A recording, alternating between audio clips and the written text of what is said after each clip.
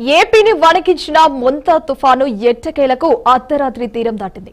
మచిలీపట్నం కళింగపట్నం మధ్య కాకినాడకు దక్షిణంగా నరసాపురానికి దగ్గరలో తీరం దాటినట్లు ఐఎండీ ప్రకటించింది. తీరం దాటినప్పటికీ భూభాగంపై తీవ్ర తుఫానుగానే కొనసాగనుంది. మరోవైపు తీర ప్రాంతాల్లో రాకసి అలలు ఎగసిపడుతున్నాయి. విశాఖలో ఉవ్వెత్తున ఎగిసిపడుతున్న అలలకు సముద్రం కోతకు గురవుతుంది. మంతా తుఫాన్ అయితే ప్రభావంతో మత్స్యకారులు ఆవేదన వ్యక్తం చేస్తున్నారు. దీనిపై మరింత సమాచారాన్ని మా విశాఖపట్నం నుంచి ప్రతినిధి సూర్యప్రకాష్ అందిస్తారు.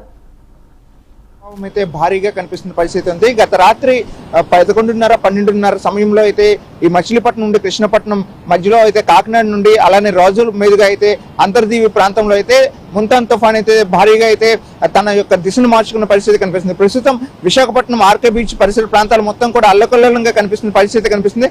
మనం మరీ ముఖ్యంగా అయితే చూడొచ్చు, విశాఖ సాగర్ తీరం మొత్తం కూడా అలలు ఎగిసిపడుతున్న పరిస్థితి కనిపించడం అయితే పూర్తిగా ఇక్కడ మనం క్లియర్ గా చూడొచ్చు.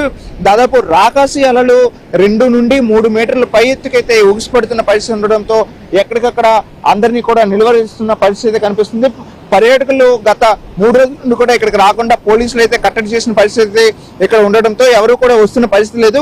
మనం విజువల్స్ అయితే చాలా క్లియర్ గా చూడొచ్చు. మొత్తం ఎక్కడికక్కడ రాకాసి అలలు అయితే ఆకాశాన్ని అందుకునే విధంగా అయితే అలలు ఇక్కడ భూమి మీద ఉన్న అలలు కాస్త పైకి ఎగిసిపడే విధంగా అయితే ప్రస్తుతం తుఫాను కాస్త తీవ్ర వాయుగుండంగా మారిన నేపథ్యంలో ప్రస్తుతం ఎక్కడికక్కడ అన్ని దిక్కులా కూడా ఈ యొక్క సముద్రం బంగాళాఖాతం మొత్తం కూడా ఇదే విధంగా సముద్ర అలజడితో అయితే తీరం కూడా కొట్టుకుపోయే విధంగా అయితే మారిన పరిస్థితి ఉండడంతో ప్రజలంతా కూడా అప్రమత్తంగా ఉండాలనే విషయాన్ని అయితే తెలియజేస్తున్నారు. మరీ ముఖ్యంగా ప్రధానంగా ఏదైతే విశాఖ నగరంలో అన్ని బీచ్లు ప్రస్తుతం మూసివేసి ఉన్నారు, అలానే పర్యాటకంగా వచ్చే వాళ్ళని కూడా అడ్డుకున్న పరిస్థితి ఉండడంతో ఒకవైపు అలా అయితే మరోపక్క చెట్లన్నీ కూడా కుప్పకొలిన పరిస్థితి కావడంతో రోడ్లన్నీ కూడా నిర్మానుష్యంగా మారి ప్రస్తుతం దానికైతే చర్యలు తీసుకునే ప్రయత్నం అయితే జీవీఎంసీ అధికారులతో పాటు జిల్లా యంత్రాంగం కూడా చేసిన పరిస్థితి ఉంది.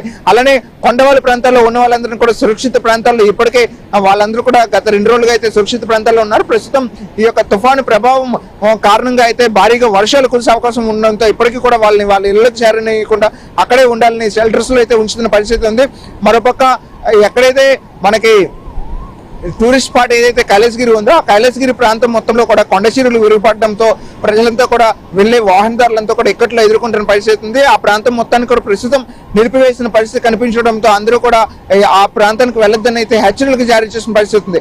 ఇదే విధంగా రాగల 24 గంటలు కూడా ఇదే విధంగా ఉండే అవకాశం ఉంటుందనే విషయాన్ని కూడా తెలియజేస్తున్నారు. ప్రస్తుతం మనం మొత్తం పోలీస్ ప్యాట్రోలింగ్ కూడా జరుపుతూ బీచ్ రోడ్ మొత్తంలో కూడా ఎవరు ఉండకుండా పోలీస్ ప్యాట్రోలింగ్ కూడా నిర్వహిస్తున్న పరిస్థితి ఉండడంతో ఎవరిని కూడా ఉండకుండా చేసే ప్రయత్నాన్ని కూడా పోలీసులు చేస్తున్నారు. ఎక్కడ ఏ వాహనాన్ని కూడా అనుమతించకుండా ఎక్కడికక్కడ కట్టడి చేసి వాళ్ళందరినీ కూడా పక్కకు పంపించే ప్రయత్నం అయితే చేస్తూ ఇక్కడ పోలీసు యంత్రాంగం మొత్తం కూడా ముందుకు కదులుతుంది. అలా జిల్లా అధికార యంత్రాంగం ఏదైతే ఆదేశాలు జారీ చేస్తుందో దాన్ని తూచే తప్పకుండా ప్రజలంతా పాటిస్తే వారి యొక్క ప్రాణాలు అలానే ఆస్తి నష్టం జరగకుండా అంతా ముందుకి సుఖంగా ఉంటారన్న విషయాన్ని అయితే తెలియజేయడంతో మొత్తం అంతా కూడా ప్రశాంతంగా ఉండాలని అయితే గత రాత్రి అంతా కూడాను ఆంధ్రప్రదేశ్ రాష్ట్ర ముఖ్యమంత్రి నారా చంద్రబాబు నాయుడు అయితే 2:30 వరకు సమీక్ష నిర్వహించి ఈ యొక్క తుఫాను ప్రభావం ఎలా ఏ ప్రాంతాల్లో ఉందనే విషయాన్ని అయితే తెలుసుకోవడం అయితే జరుగుతుంది. దాదాపు దీనికి సంబంధించి 40,000 కుటుంబాలు అయితే దీని బారిన పడే అవకాశం ఉండడంతో అంతా కూడా సురక్షిత ప్రాంతాలకు చేరవేసే ప్రయత్నాన్ని కూడా జిల్లా అధికారులు చేస్తున్న పరిస్థితి ఉండడంతో ఎక్కడికక్కడ అన్నింటినీ కట్టడి చేసి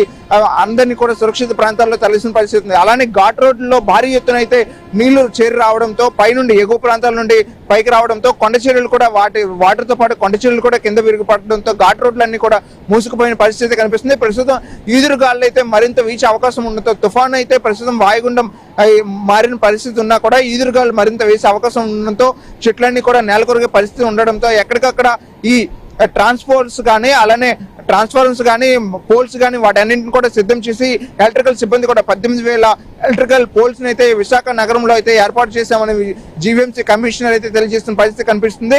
ఎక్కడైనా సరే ఏ అవాంఛనీయ ఘటన జరిగినా కూడా వెంటనే తెలియజేయాలని అయితే టోల్ ఫ్రీ నెంబర్స్ అయితే ఏర్పాటు చేయడంతో అన్ని కూడా తీరం వెంబడి ఎటువంటి ఘటనలు జరిగినా వెంటనే యుద్ధ ప్రాతిపదికన అన్నింటిని కూడా సరిచేసిన పరిస్థితి కనిపించడంతో ప్రజలంతా కూడా అప్రమత్తంగా ఉండాలనే విషయాన్ని కూడా ఆదేశాలు జారీ చేస్తున్న పరిస్థితి కనిపిస్తుంది. అలానే కొన్ని చోట్ల గాజువాక ప్రాంతంలో అయితే కొన్ని చోట్ల ఇళ్లలో అయితే నీరు పూర్తిగా చేరడం, ఆ నీరుతో పాటు పాములు కూడా లోపలికి వచ్చాయనే విషయంతో అయితే ప్రజలు ఆవేదన చెందుతున్నారు. ఆందోళన ఎటువంటి చెందకుండా వెంటనే వాటిని క్లియర్ చేయడానికి అయితే జీవీఎంసీ అధికారులు అక్కడికి వెళ్లి వెంటనే దాన్ని సురక్షితంగా వాళ్ళందరినీ కూడా బయటకు తీసుకొచ్చే ప్రయత్నాన్ని కూడా చేస్తున్న పరిస్థితి కనిపిస్తుంది. మరోపక్క ఈ భీమిలి ప్రాంతంలో ఏదైతే ఈదురుగాళ్ళు ఉంటాయో, మట్టి దిబ్బలు, ఎర్రమట్టి దిబ్బలు ఉన్నాయో అవన్నీ కూడా ఈ గాళ్ళకి కాస్త కిందకి కొట్టుకుపోయిన పరిస్థితి కనిపించడంతో వాటిని యుద్ధ ప్రాతిపదికన అన్నింటిని కూడా సిద్ధం చేసి ప్రజలకు అందించడానికి అయితే మంచి సురక్షితమైన ప్రాంతాన్ని అందించడానికి అయితే ప్రజలకి ఈ యొక్క అధికారులు అయితే ముందుకు తీసుకెళ్తున్న పరిస్థితి కనిపిస్తుంది. కెమెరామెన్ సాయి కిరణ్తో సూర్యప్రకాష్, బీఆర్కే.